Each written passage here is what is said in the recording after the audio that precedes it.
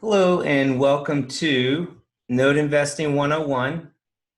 It's going to be tonight, you're going to be with myself, Martin Saenz, and Shawn Muneio, who will be joining in a little bit later on some slides on the back end. And just want to mention that we definitely appreciate everybody being here, everybody that signed up on the webinar to be a part of it, as well as everyone on Facebook Live within the Note Investing Made Easier group within our community. So I want to definitely welcome everyone being here. It's a real pleasure, and we hope that we can bring some valuable content your way, something that you guys will be able to take away some nuggets and kind of move forward in life. So with that said, I will just mention that, for those of you who do not know myself, I wrote the book Note Investing Made Easier in 2017. And, that's, after having gone through note investing as a full-time profession for the prior 5 years. And so Note Investing Made Easier was kind of a story about, kind of what I do from a day-to-day perspective as a professional note investor. I've since written 2 books on note investing from, since I wrote Note Investing Made Easier, titled Real Estate Note Investing Mentorship, as well as Note Investing Fundamentals. So, from that, launched a company, a brand that focuses on becoming a large buyer of junior lien non-performing notes, as well as holding a boutique mentorship program and also being a thought leader within the group. So, from that, I would say that tonight we're going to focus primarily on institutional paper. That's the focus for Shawn and myself. What that means is these are going to be mortgage notes that have been originated at a financial institution for the most part. And so in other words, you go into the bank and you apply for a mortgage loan, and they put you through Fannie Mae and Freddie Mac underwriting guidelines, where they go and they look at your credit score, they look at your income and other factors, and to determine your credit worthiness, ability to receive a mortgage loan. And from that point, they either give you a loan or they don't. So we're not going to so much go into, there's other facets of note investing we're not going to touch into, primarily like seller finance notes and things like that, contract for deeds, it's better known as. So we're going to focus primarily on institutional paper. Go to the next slide here. So we have our disclosure information. You're able to, kind of read this at your leisure. And what I'll say is kind of, there's a no offer section, limitations, as well as confidentiality. So I won't kind of bore you with all the details, just kind of read it at your leisure. So what we do from a note investing perspective is we purchase notes whereby there's an existing real estate property that's secured by a mortgage. So what that means is a person has signed a promissory note in most cases, which is a promise to repay a certain amount of money given a certain set of terms to a lender. And that promissory note is attached to a property, whether it's through a deed of trust or a mortgage, but some type of, it's secured to the property, it's tied to the property as the property serves as collateral. So we do this in what's called the secondary mortgage market, which means, it's really the area by which home loans and servicing rights are bought and sold between lenders and investors. So it's not so much on the originating side where you go into the bank, go into the financial institution and get a loan.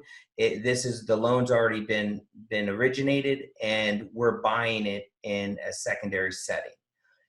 So in most of the cases, these mortgages are in default 90 days and behind. So we have one of our points of emphasis for our company is to buy defaulted mortgage paper. So it's also known as non-performing loans. And we prefer buying it whereby the borrower has missed payments. So which is really where our expertise lies, because we go in and we work with these homeowners to get them back on their feet. So, before kind of going into that area of the presentation, I just want to mention that, we're buying these non-performing notes at discounts. And so we have more of an ability to work with the borrowers to get them back on their feet with various exit strategies, which we'll cover a little bit later. We also buy reperforming mortgage notes. And what that means is these are mortgage notes whereby the borrower was in default at a certain point and has since worked with the note investor or hedge fund or whoever owned the note to get back on their feet through some type of forbearance agreement or loan modification, and they've been making payments, and there's healthy seasoning to those payments. So the borrower is in, really kind of back on their feet and showing well from a, a sustainability standpoint, and we buy those mortgage notes in the secondary space as well. Now, in terms of buying these notes in a non-performing state, there's a number of due diligence points that we need to hit, and you really need to have the expertise in this industry so that you buy right before you buy, so to speak. So we'll look at these notes, and understand. We'll analyze them from the perspective of credit reporting, skip tracing, lien validity through title reports and county record searches. And, we do a number of other, points of analysis to understand the value of these notes, as well as our ability to work with the homeowner to come up with a solution, so that serves as a win-win. So after we do we go through a very rigorous 5-point due diligence process, and we have determined that the note is viable, the lien's valid, we can work with the homeowner, and there's equity coverage back in our position. Then we purchase that note, and we board that note with we have an asset management team in-house, and those asset managers that work for us, they'll make connections with the borrower and look to work out payment plans that the borrower can afford.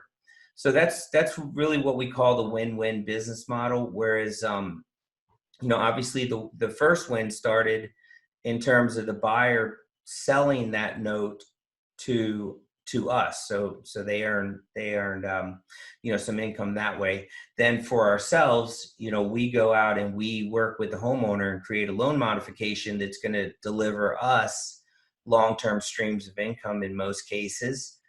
And the homeowner wins because they get back on their feet. What most people don't understand is every day that the borrower is in default, there is interest arrears that is accumulating on the borrower's account, and that money adds up, whether it's $1 a day or $20 a day. But every day that they're in default, that number adds up for them, and that's something that most borrowers don't really understand the significance of that until they come back to the table and we're working with them on a plan. But the fact that we bought these notes at a deep discount allow us to work with the homeowner and have some flexibility that perhaps the originating lender wasn't able to do or wasn't willing to do when the borrower became in default. So kind of moving on, the other win, so win for the homeowner, but also, it improves the health of the economy on a micro perspective. So the neighborhood becomes more solvent, and then also from a U.S. Housing perspective in general. So that's really what how we kind of look at ourselves. Is we look at ourselves as someone that is helping improve the health of the U.S. housing economy. And just give me one moment here. I have to reconnect this to Facebook. I apologize. Shawn, anything you'd like to add while I get us connected here? No, Martin, I think you hit on a lot of the points. Can you hear me? Yes. Okay, perfect. Yeah, I mean, at the end of the day, we are creating some good. At the end of the day, a lot of folks are winning when we're buying these assets. Now, the big banks who originated these loans, they lost, but those guys don't lose very often, and they make plenty of money. So the losses that they're taking on some of these loans is a rounding error. But everybody else down the line wins. And so, for those of us who've been in the real estate space for a while, there's no better deal than a win-win situation. And so, that's the thing that brought me to Notes, is that not only can I make money, but I can create payments for borrowers that they can afford, and create a return for myself and my investors, and improve the local economy. There's very little vehicles out there, investment vehicles out there, where you can create so much good by investing. And so I think you kind of hit the nail on the head there, Martin. Thank you. And this is a good article here, and it just kind of speaks to how note investing can be a good business for someone to go into. What I will say, having been a mentor for about 3 years now and been a professional note investor for 7 years, is that many people that come into our space to do this as a business, in other words, being active as a note investor, they do not anticipate the level of effort and the level of immersion that's required. You have to know everything from the mechanics of running notes through due diligence. You have to understand state and federal regulations. You have to understand working with servicers, working with various legal components across the country. So there's a good layer of complexity to this all. And, kind of couple that with, hey, you know what, you may have a PhD in understanding the life cycle of these notes, but do you know how to find a note? Do you know how to source a note? Are you there from a marketing perspective to be able to, experience inventory at higher levels where, the notes are going to be better quality for you? So these are kind of some of the challenges that some of the active investors face, and probably a reason why there's a lot of turnover in our industry in terms of people coming in active, not realizing the level of effort. They get busted out, so to speak, and then we kind of never hear from them again. And we you see that recurring over time. The other, as for passive investors, you still have to be also equally cautious because especially if you're going into joint ventures with note experts, not everyone's a note expert, but some people brand themselves as note experts. So you just don't know. It's always good to work with people, to vet the people that you're working with, whether you're going to invest in a fund or you're going to invest as a JV partner on the passive side. You really want to understand that the players involved that you're investing with, but it also serves you well to understand the life cycle that these notes go through, as well as just understanding the person you're dealing with.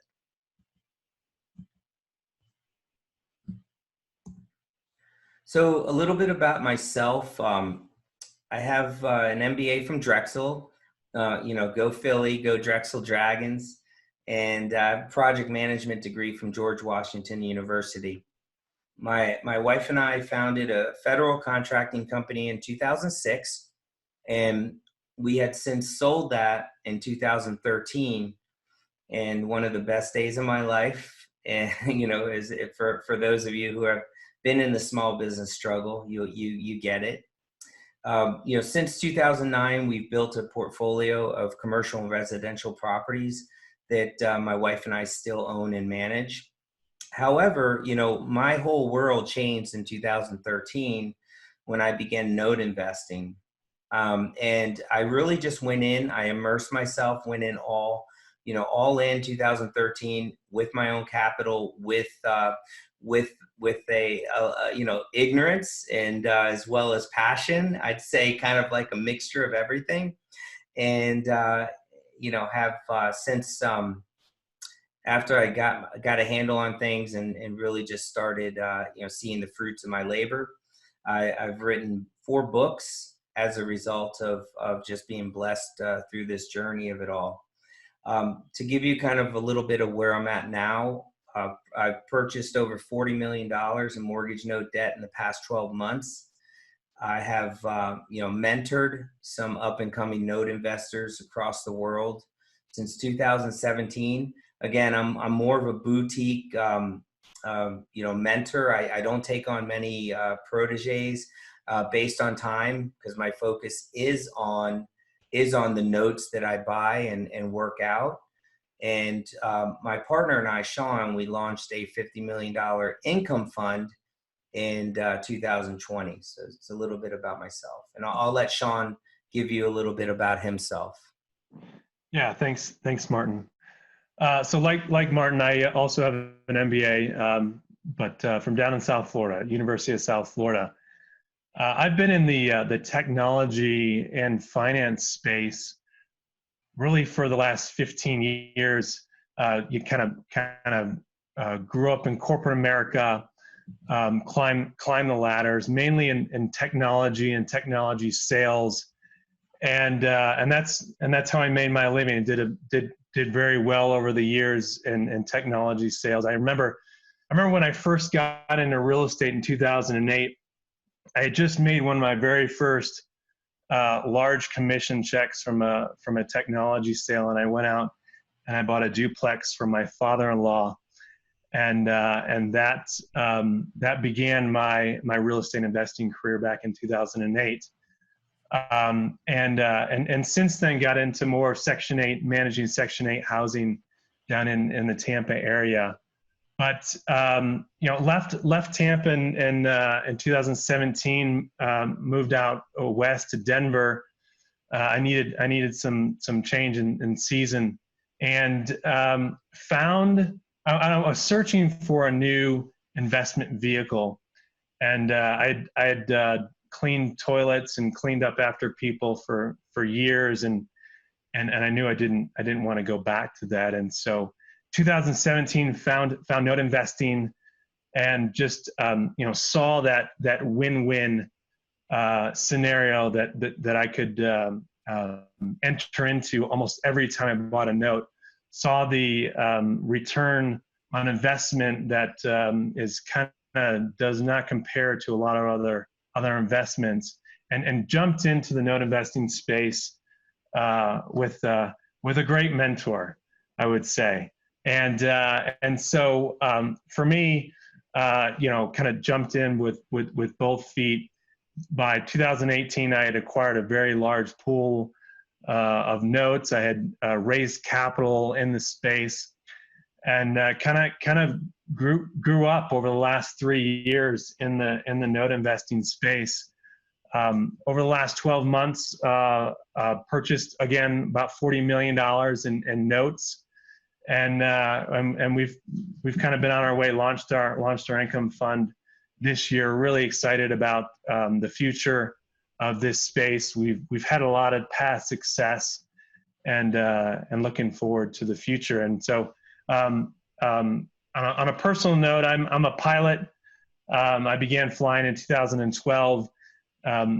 There's a lot of technology in the cockpit nowadays. There's a lot of math, and so that kind of drew me to this kind of heaven in the sky where you can kind of go on your weekends and just kind of go out and fly. And there's really nothing like it. So I love flying. I'm IFR rated, and so that's a little bit about me, Martin. I'll take it and send it back to you. Awesome. I don't think my wife or any of my 4 children would step foot in me in a plane with me. Yeah, you know, it's interesting. My that was my wife's position. She's like, I know you too well. I'm not going to fly with you. And you know, it took a little while. We were off to the Bahamas one day, and I'm like, listen, the kids are getting in. You're either getting in or not, but I'm going to the Bahamas. So she got in. Very nice. Very nice. Well, so I stole this next slide here from someone I admire greatly, George Antone. And for those of you who do not know George, you know, he's written the Banker's Code, you know, Wealth Code, Debt Millionaire, all just phenomenal books. If you know, you have a chance to pick those up. But the point that he's making with this slide, and this has really just stuck with me after I saw him speak at Paper Source, was that if you go to any major city and look at the skyline, you'll see that the tallest buildings in the city are owned by banks. And there's a reason for that. It's you know, the point is obvious, right? The wealth is held by these banking financial institutions within our country. So what's more interesting about that is in today's world, there's more accessibility for individuals or small groups to take advantage of, you know, some of the business practices that these large financial institutions used to only be able to take advantage of. So there's more accessibility out in the marketplace, and that's real positive for us all. However, you know, with that said, there's still a lot of landmines with this industry, you know, things that you need to know, you know, regulation, practices, you know, what you can and cannot do. And that list is very long. Now, you know, if you can, as an individual, you can invest in notes. You know, you can invest in notes by investing passively into a fund. You can invest in notes by actively, you know, becoming a note investor and launching a business for yourself. So or you can be someone that, you know, partners with someone on a joint venture setting. And so there's a number of ways that you can carve yourself into the space. And I just want to kind of make mention of that. So default happens. This is something, you know, Deepta, who's on here with us now, you know, she said to me years back, and it's something that is stuck true. It's just stuck in my head. And I've you know, I've done hundreds of loan modifications myself personally. I know Shawn's done a tremendous amount himself, our asset managers and everyone else. So I've seen this to be true. You know, there's 3 main reasons why default happens, why borrowers stop making payments. One is relationship. You know, they get a divorce, you know, there's a split up in the home. The other is employment, whether someone loses their job or they become underemployed. They just don't have the means by which to make the mortgage payment. And then health is the other one. You know, you go to you can take a trip to the hospital and be there in the emergency room for 4 hours and then get a $10,000 bill. Well, most people don't have $10,000. So what happens? A judgment follows. The judgment hits the credit report. Before you know it, you know, someone who's always been, always paid their bills, done everything, correctly by the book. Now they have this judgment that's, hanging over them, and there's interest that's accruing on it, and they're getting phone calls. So they kind of get dragged into this, into the muck with this. And Joe Roberts said, because the government tells them not to pay. Very nice, Joe. Thank you, sir. All right, so just kind of wanted to touch on why some folks don't make payments. Now, how do you go from borrowers not making payments to having note investing be something that could be that you could take advantage of as it relates to long-term streams of cash flow that can be had with note investing? Well, the key is working with the borrower as if they're your customer. That's the rule number one that I've had in, as a practice for, since I started working with borrowers and loan modifications 7+ years ago. It's that the borrowers are the ones that are putting money in your pocket. So you need to treat them as a customer. And that is, build everything you would do with a customer, right? Build loyalty, build a rapport, be accessible, and, treat them like gold. And that's what I have found, kind of really just works well. When they call you, pick up the phone. Now, also loan reinstatements. Sometimes the borrowers just say, well, I don't want to do a modification of terms. I don't want to pay you a different amount monthly. I just want to pay what's owed and get caught up, and then resume what I'm obligated to pay. So that's a loan reinstatement. Loan payoffs, which is much more prevalent in our industry the past few years based on interest rates. So we see a lot of loan payoffs now that we didn't see before. Interest rates are what they are. The lenders are being looser with their underwriting criteria. Now this is also pre-COVID-19. So just kind of understand, and Shawn's going to kind of touch on that. However, I must say, in speaking to various people in the industry and also what we're experiencing as well, loan payoffs are still occurring. There's a lot of loans that are still in underwriting, and so that people can refinance these loans and hand us a payoff check.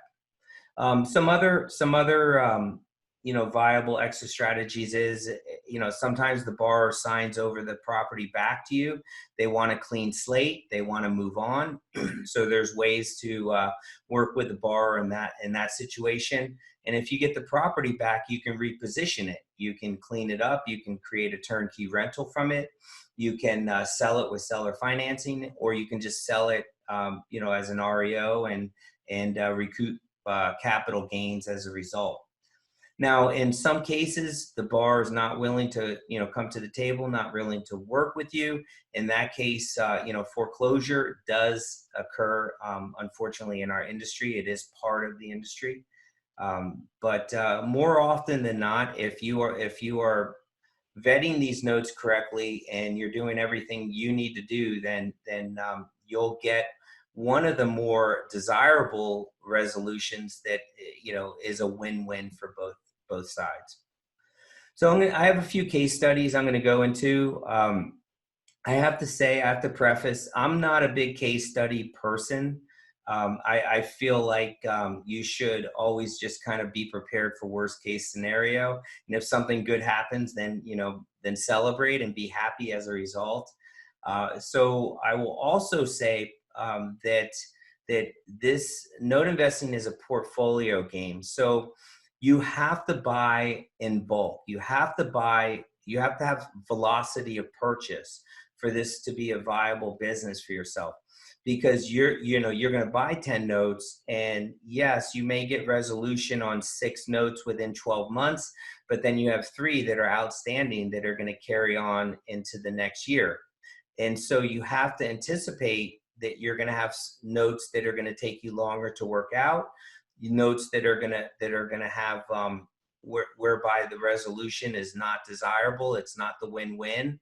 So you're going to have situations that are not going to be profitable with some of your notes. you have to understand that you're buying notes that, you know, are banged up for the most part, and it's just part of the business. However, if you buy correctly on an ongoing basis, then you're going to have more wins than losses, and that's how you're going to build yourself a note business for yourself. So in this case, these are all, there's just a few case studies, but they are all case studies on notes that were purchased last summer, 2019, and resolutions happened within the past 6 months. So just give you kind of an idea on time period. In this case, you know, we purchased the note plus expenses came out to $38,627. And what we purchased is a junior lien mortgage. So in other words, a second mortgage for the most part, and whereby the first mortgage is performing. So they're paying on time and they're current on their first mortgage. The principal balance that we purchased is $96,568. And in working with the homeowner, you know, we ended up doing a loan modification for $122,183 at 6% interest over 30 years for monthly payments of $732. So as in terms of a return from a cash on cash perspective for an investor, you know, we're looking at 22% over 30 years. Another one here is a note purchase price $19,459. So again, non-performing second mortgage, so a junior lien with full equity coverage. So that means 100% of our you know, unpaid principal balance is covered with equity. And so what we ended up doing with this borrower is we received a down payment of $1,000. We did a new mortgage at $20,633 at 7% interest over 15 years. So monthly payments are $185. Now, again, you know, we like to hit, you know, higher cash on cash returns, but in some cases, you get what you get, as my 6-year-old will tell me. And so here, cash on cash return is 16% first year, and then 11% the following 14 years. In this case, we purchase, in some cases, we purchase reperforming loans. So again, that's where at some point they had a default, the borrower stopped making payments, and some note investor or some hedge fund worked with the homeowner and helped them back on their feet with you know, payments they could obviously afford because their seasoning occurred. You know, there's at least 6 months to a year of seasoning that occurred. So in this case, it's a performing junior lien, and the senior is also performing. So you know, the principal balance is $13,349, and we paid $12,272. So monthly payments of $519 at 14% interest over the next 30 months. So when we buy these reperforming loans, we look at what the yield rate return is for us. In this case, it's 21%. So as long as the yield rate comfortably, you know, exceeds your cost of capital when you're buying reperforming loans, then you know, then you're in pretty good shape. In this case, we purchased a loan for $59,602. It's a junior lien with a performing first.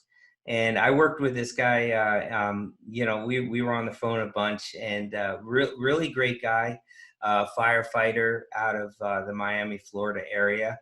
And so he owed $148,945 with $67,791 in past due interest arrears. So in this case, we accepted a early discounted payoff of $170. So you see net profit of $110,000. However, this is a win-win, because if you think about it, the borrower saved a ton of money because they owed $148K plus $67K. So you know, we saved them a good, you know, can't do the math here, but about 50K. We saved him about $50,000 that he doesn't have to pay, that he was able to keep. And so that's kind of an example of getting a payoff.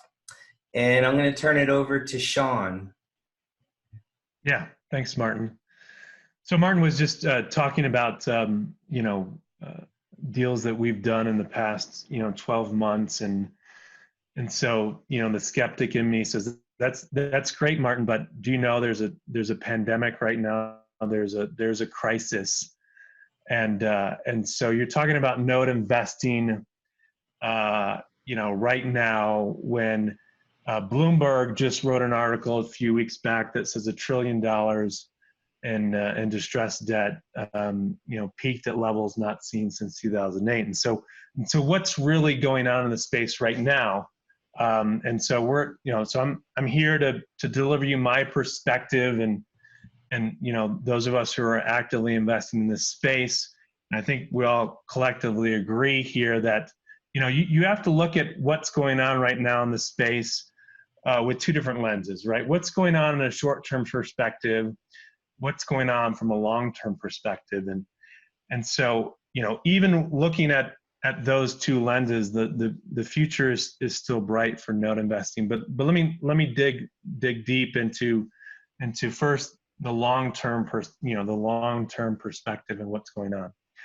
Well, as you can see, if there's $1 trillion in new distressed debt that was created over the past few weeks, that means that there's new distressed paper out there that didn't exist just weeks ago, and so that's a good thing for note investors looking for paper to buy.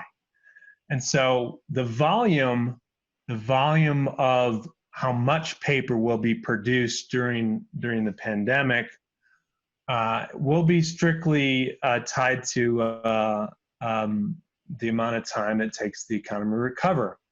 And so a lot of economists believe that it could be a V-shaped recovery, and therefore if it is a V-shaped recovery, we may not see as much distressed paper created during this time. Some people believe it's a U-shaped recovery, which would be a little bit more paper, and then others, in fact, believe it's going to be an L-shaped recovery, which would mean that there would be a lot of distressed paper created during this time. I don't know it would be the levels of 2008, but it would be quite a bit of paper. And so the volume of the distressed paper that's created right now will depend specifically on the recovery. And so nobody knows exactly how fast the economy will recover. We all know it will recover. It just, typically, how fast will it recover? And so for this paper to trickle down to mid-level and small-level players like us, it does take years. And so depending on how much paper is created at this time, it could be a few years before we at our level see access to this type of paper, and how much of it will depend on how long the economy takes to recover. And so that's the long-term perspective. But what about the short-term perspective? So, Martin and I are very active in the space, and so we're seeing larger players like hedge funds and larger players in our space. They're actually in the process of rebalancing their portfolios, which means they're coming to market with portfolios to sell non-performing loans. And so we've seen an increase in supply come to the market recently, which has created downward pressures on pricing. Over the past few years, pricing has creeped up on non-performing loans. And so this, these past few weeks, we've seen a lot of product come to market, which has created some downward pressure on pricing. Not a ton of downward pressure, but some a downward pressure on pricing. But we're also finding that when sellers are testing the market right now, they're not willing to sell at depressed pricing levels. It's not severely depressed pricing right now, but there's folks out there who are deciding not to sell. And so you've kind of had this stalemate going on in the space right now, where sellers are expecting prices from 2, 3, 4 weeks ago. Buyers are expecting a deal, and then what's actually happening is, just trades aren't happening. Now, I think this is just a temporary situation as the economy picks back up here in the next few weeks and people get back to work. I think sellers will begin to sell. There'll be a slight decrease in pricing, but that's what's going on in the space right now as it relates to the virus and what we're seeing in the marketplace. There's still great opportunities for note investors in the space. Sellers won't sell at severe discounts because they believe it's just a temporary situation they're dealing with. But if you can pick up product right now, at even just a slight discount from what you could pick it up just weeks ago, it's a win-win for everybody. But let's talk about, for those of us who are in the investing space, actively investing, what's actually going on. And so, Martin, if you go on to the next slide here. So for those of us who are actively investing in the space, I just kind of talked about what the market holds. But for those of us who are actively investing in the space, we're definitely dealing with some new factors. Some factors we thought would be more severe than they are. Some factors that are real, and we just have to deal with it. So as Martin mentioned, those of us who invest in this space, our best win-win scenario is when we create a loan modification for borrowers. Loan modifications right now and for the past few weeks have been difficult. We're still getting modifications, right? We're not seeing the volume of modifications from just last month, but we're still getting loan modifications. They're still happening. They're just, the volume has definitely decreased to a slower pace. But those are some of the things that we're dealing with. We're not able to come to terms with borrowers for a couple different reasons. Number one, they're distracted, right? They're thinking about other things right now. They're not thinking about past debt that they have and working with their lender to come to terms. And so they're distracted. But they also know that we've lost a little bit of leverage. And so as note investors, when the courts are closed, we've lost leverage. So as we use the courts system to apply pressure to bring borrowers to the table. And so they know that the courts are closed, and so they know they have extra time. And so those are the current situations that we're dealing with right now that are creating difficulties in us modifying loans. But we know that that's just a temporary situation as folks get back to work. We believe, and we're already seeing, an uptick in conversations with borrowers. And so we believe this is kind of a temporary situation. And over the summer, we'll get back to the loan modification volume that we were seeing just a month ago. But as a note investor, there's some situations that we're going to have to be dealing with in the summer. And we know that borrowers will go through bankruptcy. And so we're not opposed to bankruptcy as a note investor. We actually think bankruptcy is a good thing. But we just know more borrowers will take the bankruptcy route instead of working on a loan modification with us. And we just have to make sure that we have equity in the assets that we're buying in order to protect ourselves if borrowers decide to go through the bankruptcy path. And so those are some of the situations that are going on right now that those of us who are note investors are dealing with on a day-to-day basis right now. We believe it's a temporary situation, and so over the summer we believe things will get better. When we buy notes, it's a long-term investment. And so when we buy assets, we're looking 12, 18, 24 months down the road. And so when we're buying assets right now, we know that the environment will be very different 12 to 18 to 24 months from now. And so that's not stopping us from buying assets right now. And so for those of us who are investing in non-performing notes, those are the current new risk factors that we're dealing with. Now, for those of us who own re-performing loans, we're actually surprised at what we're seeing so far. We kind of braced ourselves for 20 to 30% default rates on our performing loans that we're just not seeing right now. We always anticipate, even months ago, we anticipated 10% default rate in our reperforming loans. And, we've actually fared fairly well as, we're almost closing out April. We thought April would be a horrendous month, but, our default rate right now is only 7%, which is not far off from what it was just last month in March and February and January. It's very, very similar. It's kind of stayed fairly steady. Now, we've still got a few months to go before we're out of the woods, but we're actually surprised at the default rates in our reperforming loans.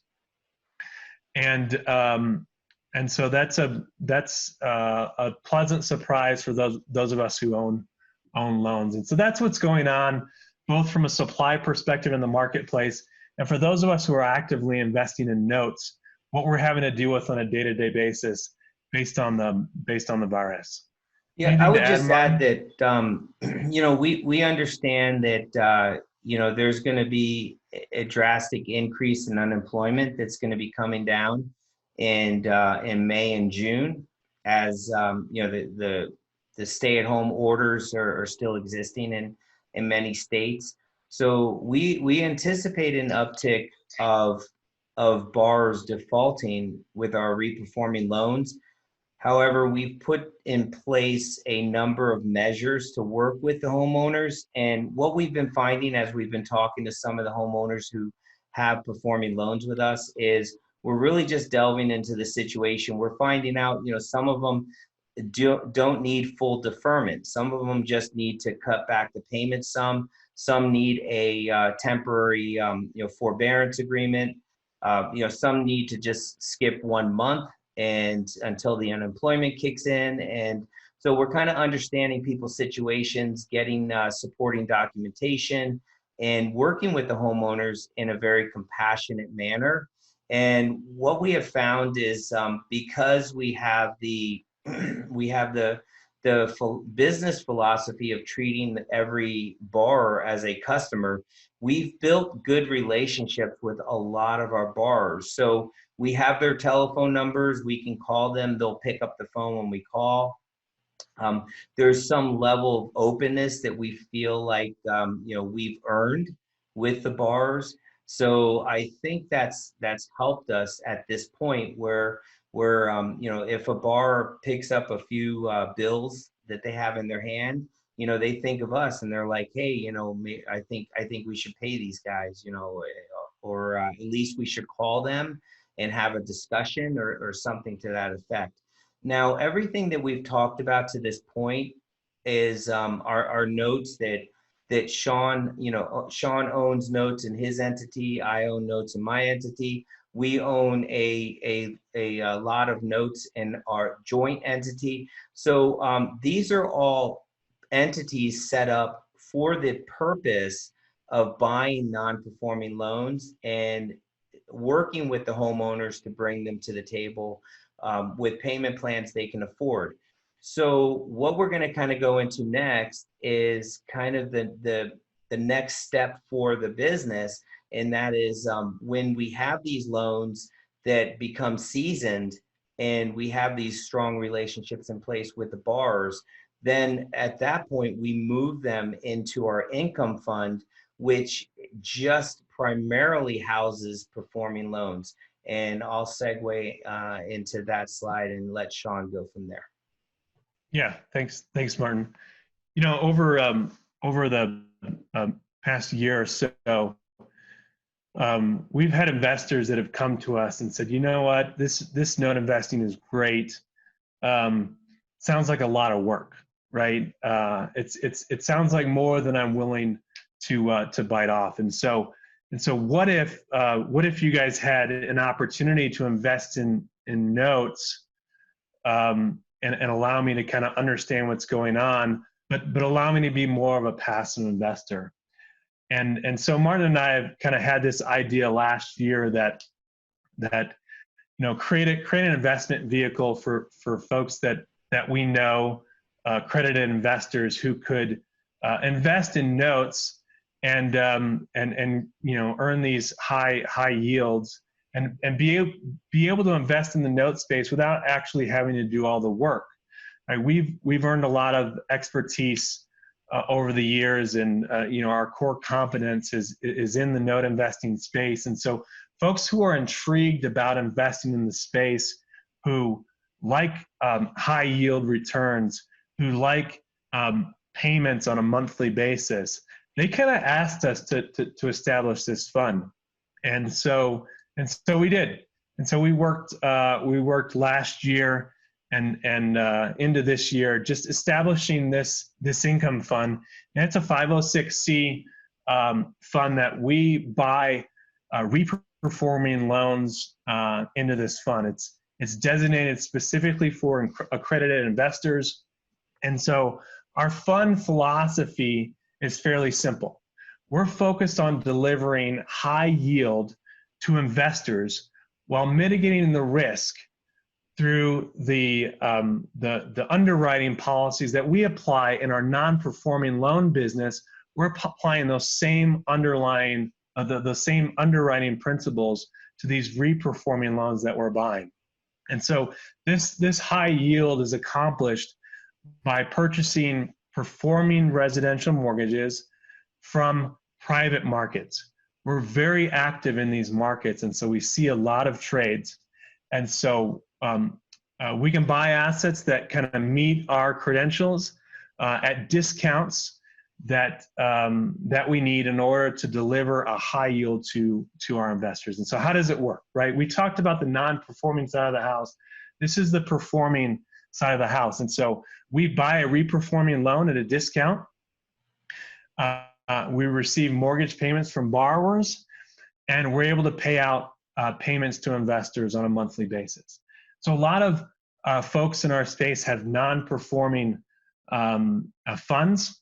And so with non-performing funds, you may get some higher yields, but what you're not going to get is a payment every month. You're not going to get borrowers who are actively paying. Those funds are built around people who are trying to get borrowers paying. And in this case, the borrowers are already paying, right? The income's already coming in. And so because we're able to pay, because we're able to buy these at a discount, we're able to buy them at high yields, we have no problem paying our investors. And so Martin, if you go on to the next slide, we'll talk a little bit about the strategy of the fund and a little bit more in depth. And so as I had mentioned, we are very active in the secondary market buying assets. We're out there looking for non-performing loans all the time. And so we see a lot of reperforming loans. We produce reperforming loans with our own loan mod shop.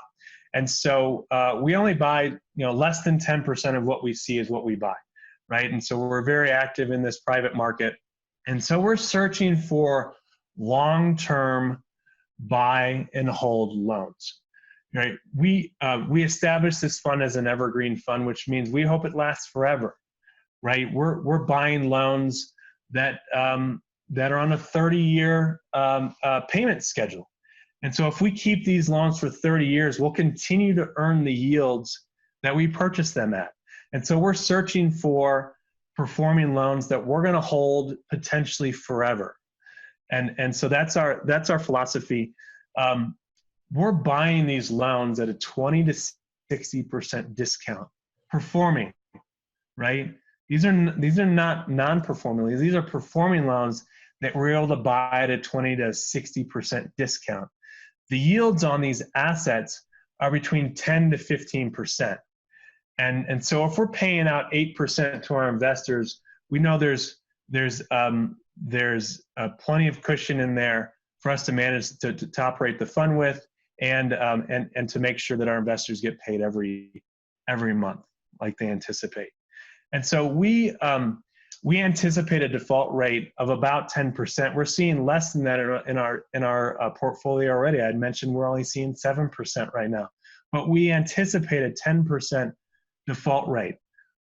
You're like, well, that's not good. You're buying loans. You're anticipating 10% of your portfolio is going to default. that can't be good. Well, because we're buying these loans at such discounts, our investment to value ratio, what we call an INT, is around 65%. And so we're buying these assets at a 65% value.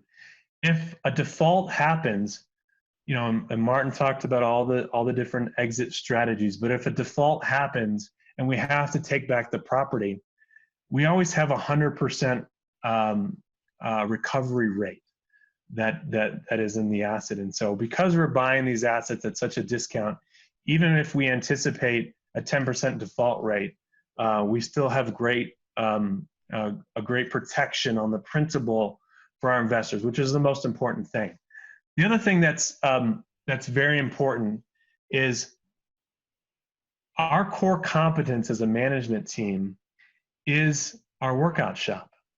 And so if every day we know how to take a bad loan and convert it to a good loan, how great is it for us to be able to manage a fund where we have a lot of reperforming loans, and if an asset becomes banged up and does turn into, you know, it begins to default, what better for us to kind of use our modification shop to actually bring that loan back into a current status. And so our core competence as a management company is our workout shop. We're also very sophisticated at due diligence. You know, just think about it. We buy non-performing loans, and so in order to be effective at buying non-performing loans, we have to look really deep into the credit history and statutes of limitations and valuing the collateral and understanding the borrower. We're taking those principles and applying it when we're buying reperforming loans. And so we're very sophisticated in our due diligence, and so we're able to apply those same policies when we're buying reperforming assets. And so again, we've got a long-term strategy. Our strategy in the reperforming space is a long-term strategy. We understand that there is a undersupply of housing in the U.S. long-term, right? You know, we're looking 10, 15 years out. And so even with situations like this pandemic, it's impacting the supply market of the housing. And so you may not see the impact of the housing supply from, you know, shutting down the economy for the last 6 weeks. You're going to see that impact supply when it was already undersupplied. The housing market was undersupplied in the U.S. And when you have events like this, we're kind of shutting down construction sites for months, that also impacts supply. And so we believe housing as a long-term investment is a very safe investment, just based on supply and demand. And so we're looking at this from a long-term perspective. Our strategy is a long-term play in the housing market, and so we believe this fund will last for a long time, and that's why we set it up as an evergreen. And so just real quick before I hand it back to you, Martin, the fund pays 8% monthly pref. And so if you don't want to take the monthly pref, you can reinvest your pref and allow that to compound, and it goes up obviously about 8.3%. From a liquidity perspective, we require investors to invest in our fund on a 1-year basis. And so after the 1 year, they can pull out their principal, they can pull out their they can make a complete withdrawal, they can withdraw a portion. We ask for 90 days notice on that withdrawal. It is a $50,000 minimum investment into the fund. There's a 2% management fee for assets under management. Again, we talked about the fund. It's for accredited investors only. We're happy to take the IRA funds, and obviously the results aren't guaranteed. But the track record is looks bright for real estate. Looks bright for investing in reperforming loans. And the other thing I would say is we report on a quarterly basis. We send out statements to our investors, and we also have a really cool investor portal that allows our investors to kind of log in to kind of see what's going on. They can pull their statements, and so we use a lot of technology in how we kind of communicate with our investors, and so that's the fun, Martin. That's what we've been working on, and so if you'd like to add anything else, feel free. Thanks. Nope. I think you said it well. Well put there, Shawn. Thank you. We'll go on to next slide. So just kind of going back to some options for individuals that are going to look into to get into note investing. Some of the ways that folks come into the space. You can do a lot of self-education. There's a lot of YouTube videos. There's a lot of books that are out there that are going to be real good reads, and or you can get formal training. There are some options. If you go to noteinvestingmadeeasier.com, you can see some options that way. Also, as the one thing I would suggest for anyone who's investing passively with notes is to do your best to vet the people that you're investing with. If you're going to be going into a joint venture, you want to get references from that individual, maybe even do a background check of that individual. Or, if you're going to invest in a fund, you want to understand, who's running the fund, understand what their operating agreement looks like, and some other, any other kind of due diligence, items that you can run through. You want to be as thorough as possible. Other options, if you're going to be investing in a fund, kind of understand what their structure is, understand not just what what they're paying, but how safe and secure is that vehicle for your money. Another case study here is a property that was whereby that we purchased a junior lien loan with a performing first mortgage. We purchased it for $33,199. The unpaid principal balance is $35,826. We receive monthly payments out of the gate. So when you buy a performing, you're literally once servicing transfers, you're due. Actually, you're due those monthly payments from the point of solidifying the loan sale agreement. So, right out of the gate, you get $516.28 at 15.24% interest over the next 180 months. Now, it's a little more difficult to kind of buy onesie twosies of these types of loans that are producing a 16% yield. In many cases, you are buying these in pools. And that's really how Shawn and I operate the non-performing side of things, is we buy these in pools, and you get better, you hit better pricing points as a result. In some cases you hit better quality, not always. That's where you have to have your due diligence systems in place. So as kind of Shawn mentioned, you have to, vet each note individually at the end of the day. So you have to have your systems in place, whether you're vetting one note or 100. So a lot of these systems that I speak of, where you're running credit reports, you're doing skip tracing, you're doing title pools, those reports that you're pulling are variable cost. However, there's a great deal of fixed cost involved in note investing, especially if you're going to be performing at higher levels, because you need to have staff, or you need to be able to outsource and maybe have 1099 on payroll. But you need to have good systems in place so that you can perform consistently, but also effectively over the time as you're looking at these pools. And with that said, I'd like to just say, if you guys have any questions regarding the fund, you can reach out to Shawn or myself.